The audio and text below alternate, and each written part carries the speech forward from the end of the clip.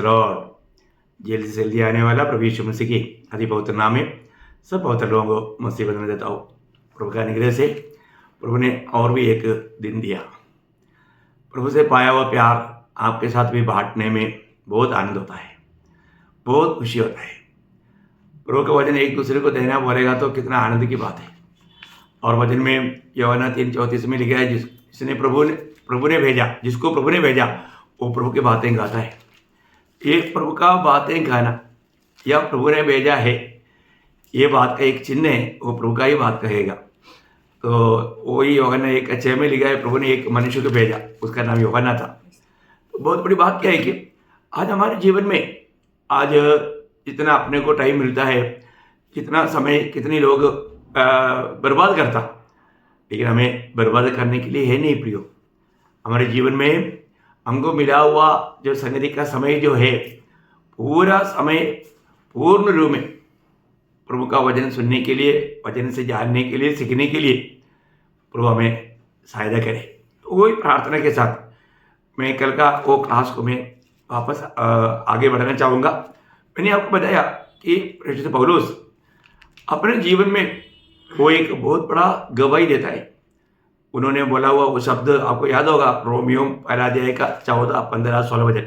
मैं यूनानियों और अन्य भाषाओं का और बुद्धिमानों और निर्बुद्धियों का कर्जदार हूँ, अतः तुम्हें भी जो रोम में रहते हो सुसमाचार सुनाने को भरकस तैयार हूँ, क्योंकि मैं सुसमाचार से नहीं लज्जाता, इसलिए कि वह हर एक विश्वास करने वालों के लिए, पहले तो यहूदी फिर यूनानी के लिए उद्धार के निमित्त परमेश्वर की सामर्थ्य है। कितना बड़ी बात है।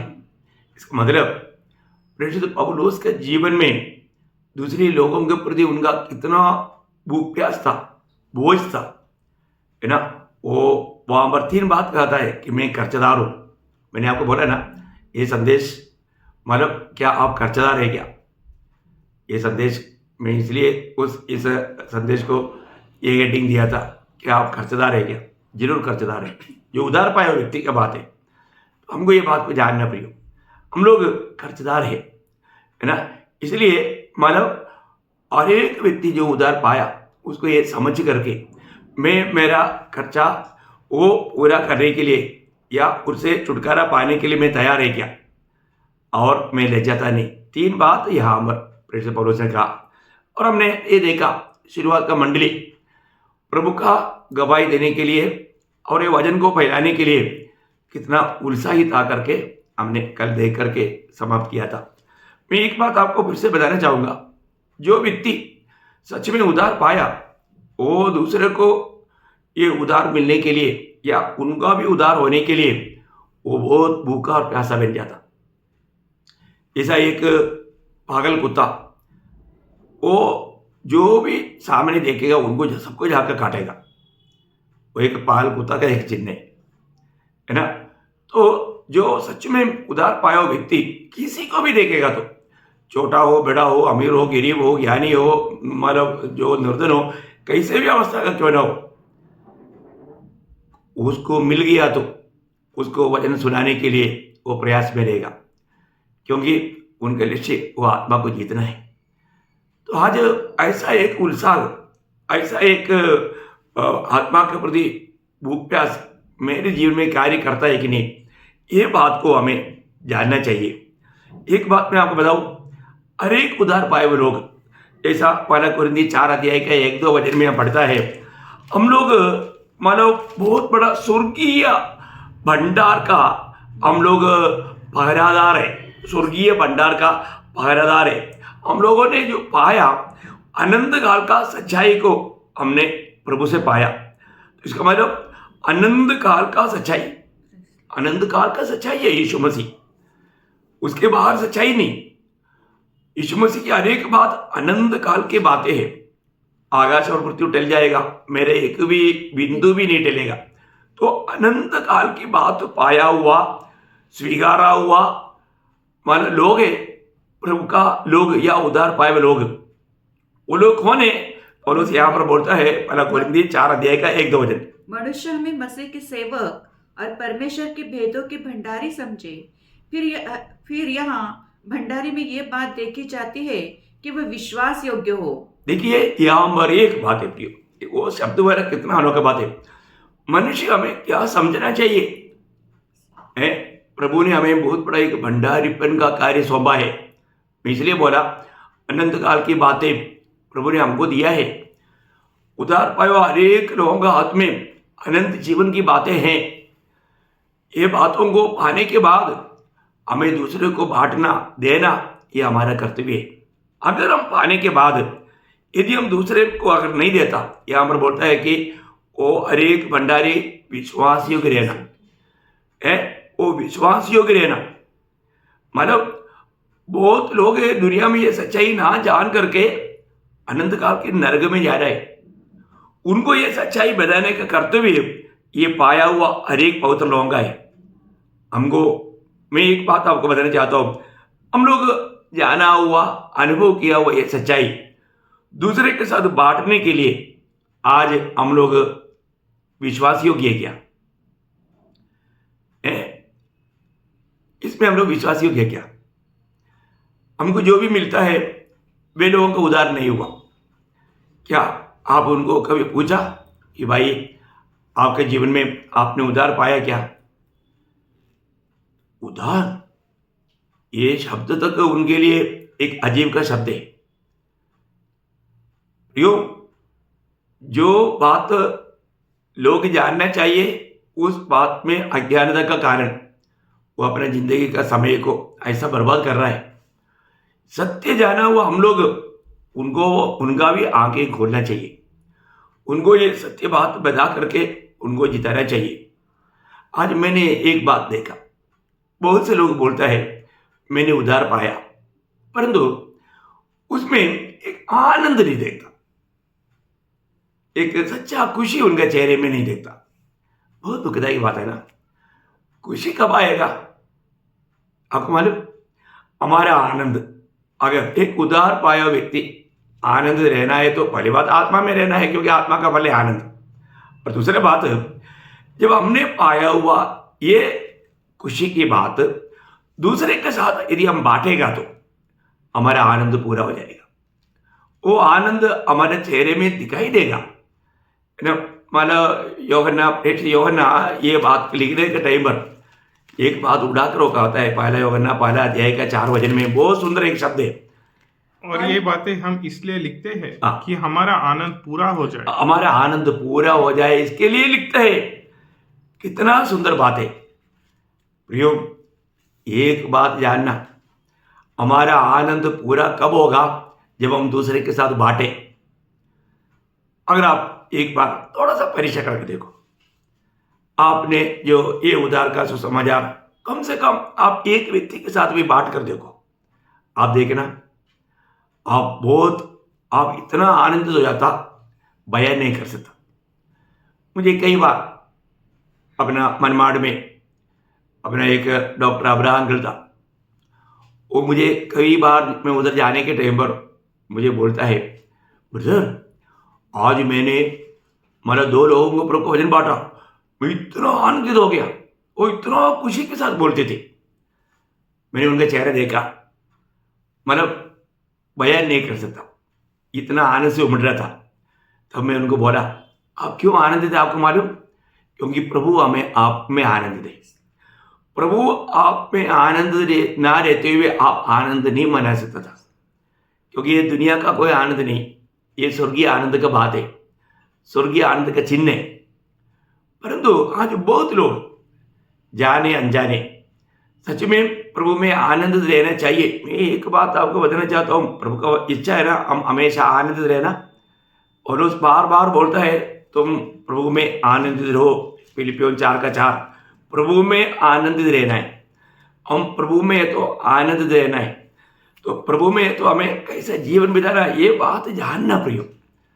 आप उधार पाने के बाद में भी जो उधार नहीं पाया ऐसा लोगों का जैसा आप उदास निराश ऐसा रहेगा तो है कितना दुख भरा बात है, कितना दुखी बात है। और वास्तव में उस स्वर्गीय आनंद को हमेशा अनुभव करना चाहता है तो मैं आपको बताता हूँ, आप हर रोज कम से कम एक व्यक्ति को आप सुसमाचार जरूर देना। और आप सोचिए, और आपने एक दिन एक व्यक्ति को भी अगर दिया, एक मैं बोलेगा तो एक व्यक्ति को ही देना, ऐसा नहीं आप 100 लोगों को दो, बहुत बड़ी बात है। मैं जब सर्विस में था, उस सर्विस में रहने के समय में तक मैं कम से कम, अभी आप एकदम अचंभा हो जाएगा, कम से कम 100 से अधिक लोगों को मैं सुसमाचार सुनाता था। क्योंकि एक दिन मैं ऐसा एक जगह पर, ऐसा एक स्थान में था, आपको समझना थोड़ा कठिन है कि एक दिन 100 से अधिक लोग मेरे पास आते थे और उनको सबको व्यक्तिगत रीति में इतना ज़्यादा देर बोलने के लिए टाइम नहीं, लेकिन मैं जिसके साथ बात करने के लिए अवसर नहीं, उनको ट्रैक देते थे और उनको मैं ये गवाही देते थे कि देखो जरूर ये पढ़ना, ये आपके लिए सुसंदेश है, उद्धार का मार्ग है, प्रभु यीशु मसीह के बारे में है, ये बात बोल करके देते थे। बोलने का अर्थ हमें एक एक दिन प्रभु का गवाही देने में कितना आनंद होता और वो आनंद बढ़ते जाता। आपको मालूम, अगर आप सुसमाचार नहीं देता तो आप पाप करता, और जब आप पाप करता फिर आप आनंदित नहीं हो सकता, आपका उद्धार का आनंद नष्ट हो जाएगा। इसलिए कई लोगों के चेहरे में आनंद नहीं, इसलिए कई लोग खुश रह नहीं पाता, क्योंकि प्रभु ने उनको अच्छा अवसर दिया पर उन्होंने अवसर नष्ट किया। आपको मालूम, लेवी का किताब 5 अध्याय का 1 वचन में हम लोग पढ़ता है, यदि कोई साक्षी होकर हाँ। ऐसा पाप करे हाँ। कि शपथ खिलाकर पूछने पर भी हाँ। क्या तूने ये सुना था अथवा जानता है, हाँ। और वह बात प्रकट न करे हाँ। तो उसको अपने अधर्म का भार उठाना पड़ेगा। कि आपको मालूम है, एक वो वचन गाता है, आपने जो सच्चाई जाना, आप जाना हुआ व्यक्ति अगर आपने दूसरे को नहीं बताया, वो पाप है, वो पाप है। तो ये दुनिया में एकमात्र सच्चाई प्रभु यीशु मसीह, और यीशु मसीह का पर विश्वास करने के द्वारा ही उद्धार है, अनंत जीवन है, स्वर्ग है, इसके बिना कोई भी स्वर्ग नहीं जाएगा। ये सच्चाई आप जानता था, लेकिन लोगों को स्वर्ग जाने की इच्छा है, पर जो आपने उनको नहीं बताया, उसको मतलब उसको पाप गिना जाता, पाप गिना जाता। प्रियो, पाप में जीने वाले लोगों को जिताना हमारा काम है, नहीं तो वो पाप में मरकर नरक में जाएगा। एहezकेल नबी का किताब में भी ऐसे एक चेतावनी है, उसका 33 अध्याय का 6 वचन, एहezकेल 33 का 6। परंतु यदि पहरुआ यह देखने पर कि तलवार चलने वाली है, हाँ। नरसिंगा फूंक कर लोगों को न चिताए, हाँ। और तलवार के चलने से उनमें से कोई मर जाए, हाँ। तो वह तो अपने अधर्म में फंसा हुआ मर जाएगा, हाँ। परंतु उसके खून का लेखा मैं पहरुए से ही लूंगा। देखा, इसका मतलब आप प्रियो कितना बड़ा लेखा देना पड़ेगा, ये बात को सही रीति में जानना। आप उधार पाया, अभी मैं स्वर्ग जाएगा, जरूर आप जरूर मानव स्वर्ग में मिलेगा, लेकिन एक बात जानना प्रियो, आपको लिखित होना पड़ेगा उस दिन उधर ही, क्योंकि आपने सही प्रकार प्रभु का सेवा नहीं किया। आप ये दुनिया में जीवन बिताने के समय में आप अपनी मनमानी में जीवन बिताया, आप यीशु मसीह को प्रभुता दिया नहीं, प्रभु का सच्चा प्यार में बना नहीं रहा, आप अपनी इच्छा के अनुसार चलते रहा। कितना दुखदायी बात है।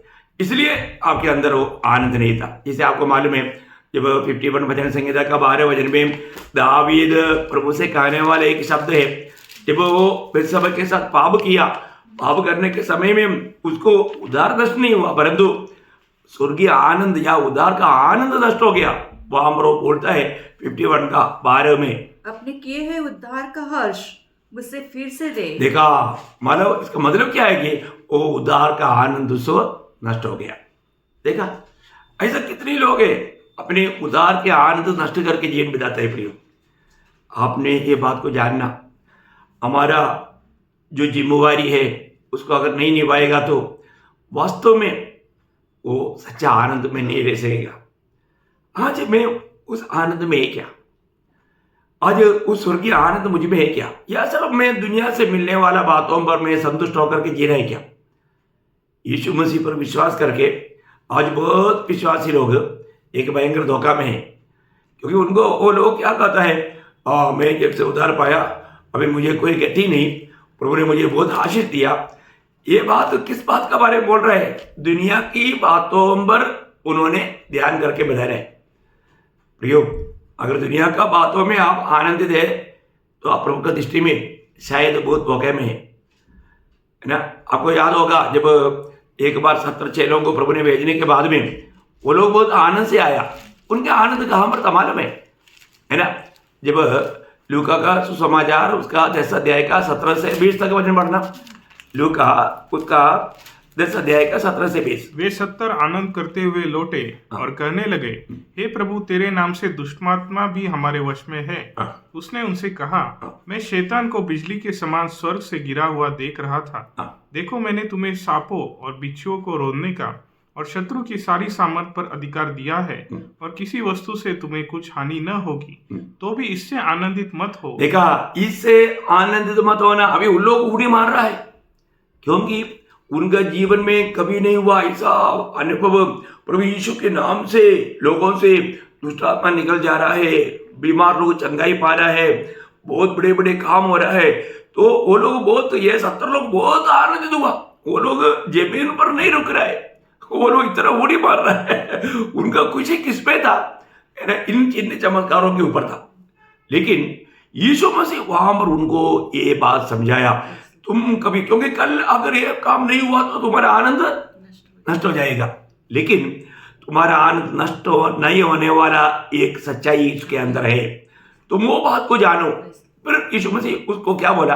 परंतु इससे आनंदित हो कि तुम्हारे नाम स्वर्ग पर लिखे हैं। ये है बात प्रियो। हमारे जीवन का आनंद किस बात पर होना चाहिए? मेरा नाम स्वर्ग में लिखा, मेरा नाम जीवन का किताब में लिखा। ये बहुत बड़ी बात है ना। मुझे सुनने वाला आप सबके जीवन में ये पक्का निर्णय है क्या? आपका नाम है दुनिया का कोई भी रजिस्टर में या चर्च रजिस्टर में, वो बात नहीं, जीवन का किताब में है क्या? स्वर्ग में आपका नाम लिखा है क्या? जीवन पाया हुआ लोग स्वर्ग का नागरिक होगा, उस किताब उसमें आपका नाम लिखा है क्या? ये बात का जानकारी, उसमें आप आनंद होना चाहिए। तो स्वर्ग का नागरिक ये दुनिया में परदेशी है, क्योंकि आपको मालूम फिलिपियों 3 का 20 में लिखा है, हमारा नागरिकता स्वर्ग पर है, हमारा नागरिकता स्वर्ग में है। प्रियो, एक बात जानना, अगर हम नया जन्म पाया है, हम उद्धार पाया है, हमारा नागरिकता स्वर्ग में है, तो हमारा नाम जरूर वहां पर लिखा है। उधर नागरिकों का सबका नाम लिखा, जो भी उद्धार पाया, जो भी नया जन्म पाया, जो भी प्रभु को पाया, उनका सबका नाम स्वर्ग में लिखा। उसमें हमें आनंद बनाना, वो आनंद हमेशा का आनंद होना चाहिए। और एक बात मैं आपको बताना चाहता हूं, वही लोग स्वर्ग को और स्वर्गदूतों को भी आनंद कर पाएगा। आपका जिंदगी में कभी एक टाइम भी जिंदगी में स्वर्ग को आनंद कर पाया? स्वर्ग कब आनंदित होगा? स्वर्गदूत कब आनंदित होगा? आपको मालूम?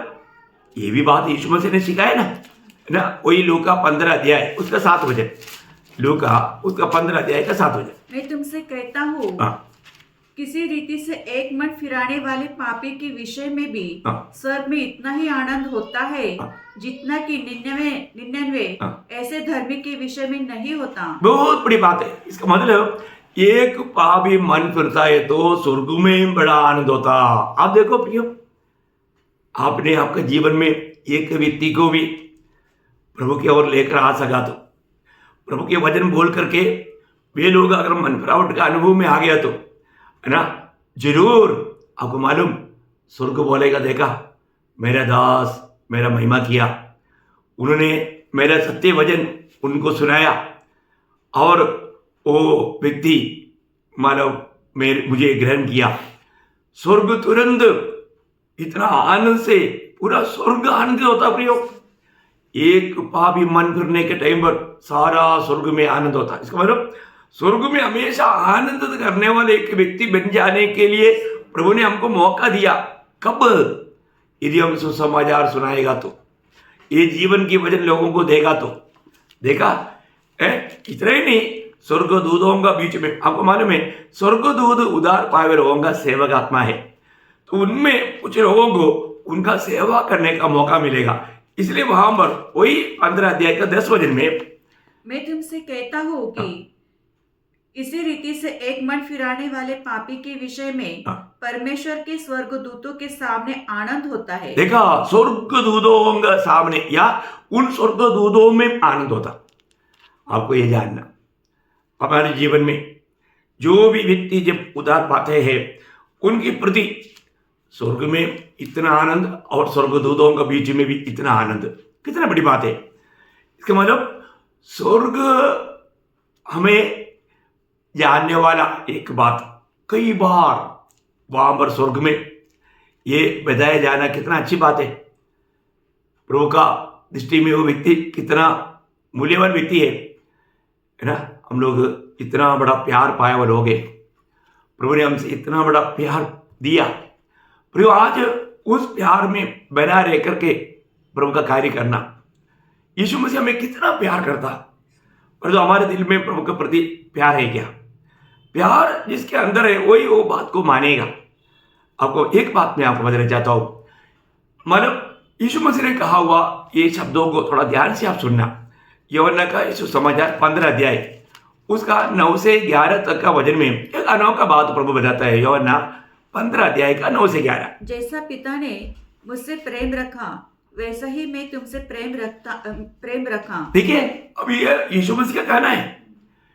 यीशु मसीह बोलता है पिता जैसा मुझसे प्रेम रखता ना, मैं वैसा तुमसे भी प्रेम रखता। इसका मतलब वो प्रेम का एक तुलना, उसका मतलब कितना बड़ा प्रेम करता, पिता कितना प्रेम करता, उतना यीशु मसीह भी हमको प्रेम करता।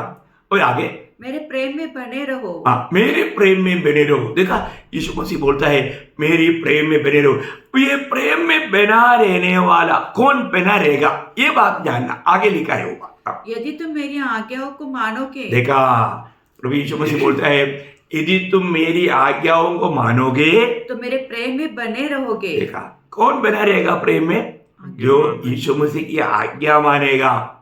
सबसे बड़ी बात है प्रियो, जो यीशु मसीह की आज्ञा मानेगा वो यीशु मसीह का प्रेम में बना रहेगा। और वहां पर भी यीशु मसीह ने और भी एक तुलना का बात बताया, जैसा कि मैंने अपने पिता की आज्ञाओं को माना है और उसके प्रेम में बना रहता हूँ। देखा, मैं पिता की आज्ञाओं को मान करके पिता का प्रेम में बना रहता हूँ, वैसा जो मेरी आज्ञाओं को मानोगे मेरा प्रेम में बना रहेगा, मेरा प्रेम में बना रहेगा।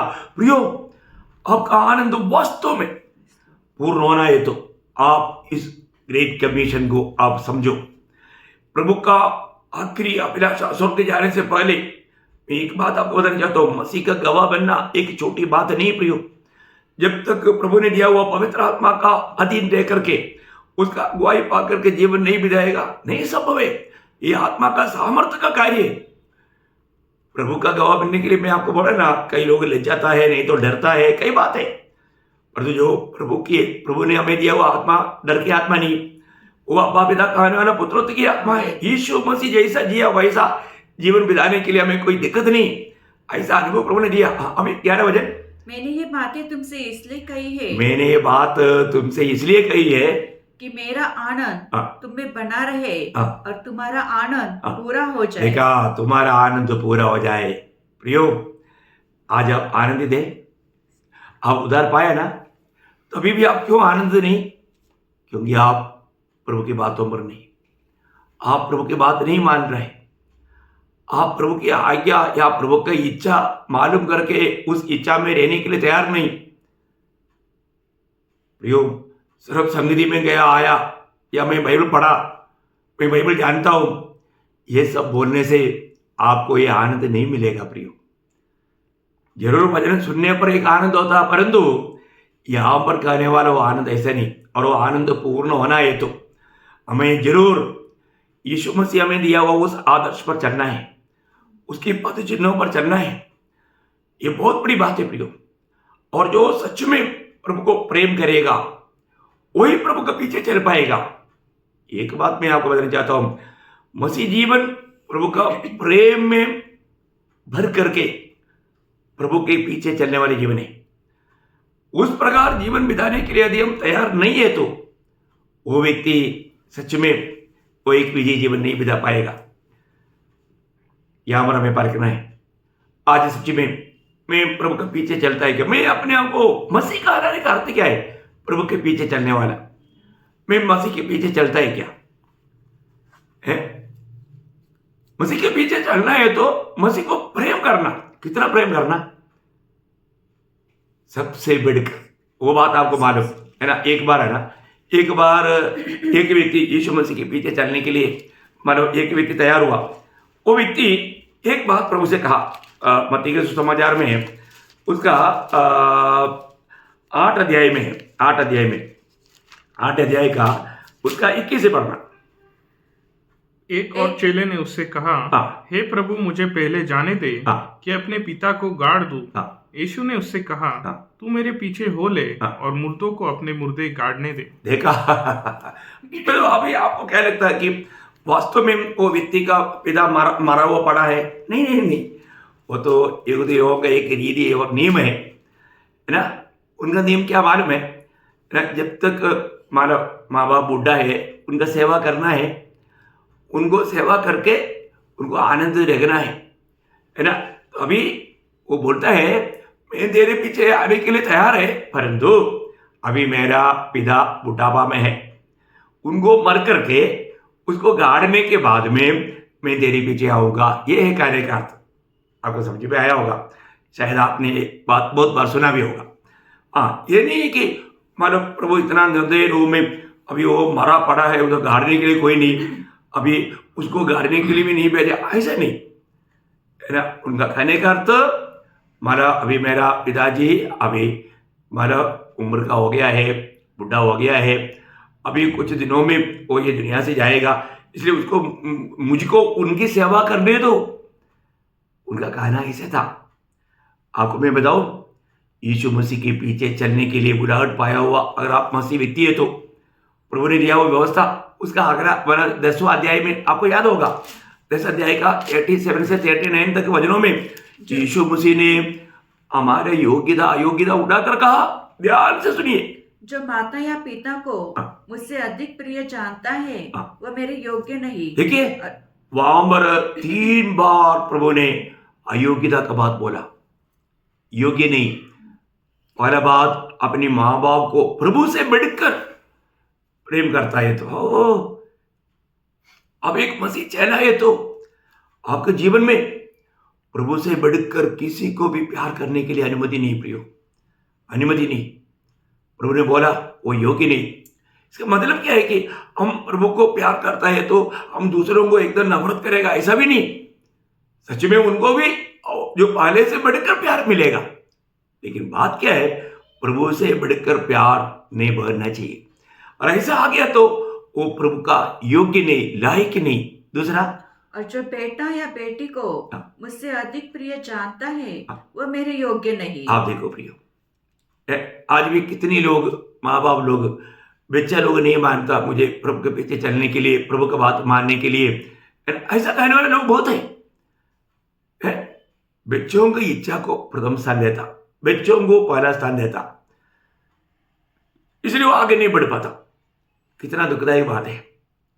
मैं आपको बताना चाहता हूं, अपने जीवन में प्रभु कहता है अगर बच्चों से प्रभु से बढ़कर प्यार करेगा वो भी प्रभु का योगी नहीं।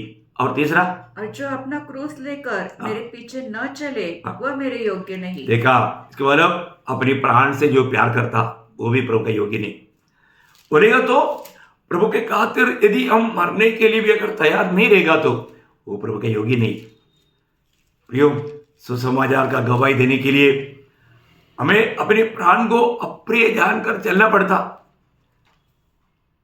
कब खतरा है? प्रभु यीशु मसीह का गवाह बनने के कारण।